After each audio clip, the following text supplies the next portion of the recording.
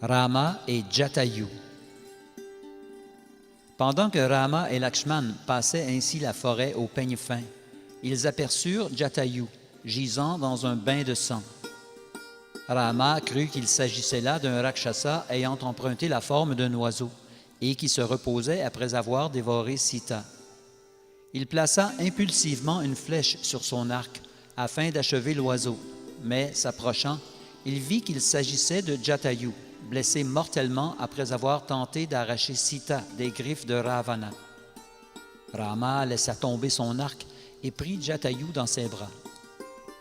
En voyant la situation désespérée de Jatayu, le chagrin de Rama se décupla, mais il s'empressa tout de même de lui demander des nouvelles de Sita et de son ravisseur. Jatayu lui raconta toute l'histoire de sa lutte avec Ravana, mais il prit soin de rassurer Rama avant de rendre l'âme.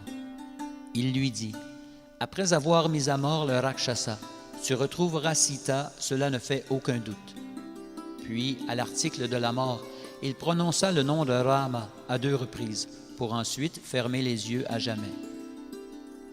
Rama dit à Lakshman, « Jatayu a donné sa vie pour moi, et cela me rend plus triste encore que l'enlèvement de Sita.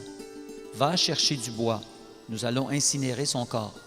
Que tous sachent que Jatayu atteindra la destination suprême en récompense du service inestimable qu'il m'a rendu. » Lakshman prépara le feu de crémation et Rama y déposa le corps de Jatayu pour ensuite allumer le feu. Les 2 frères firent des offrandes à l'âme du défunt Jatayu tout en récitant des mantras védiques. Ils se rendirent ensuite à la rivière Godavari pour y offrir des oblations d'eau et prendre un bain. La cérémonie funéraire terminée, ils poursuivirent leur chemin dans la forêt, toujours à la recherche de Sita.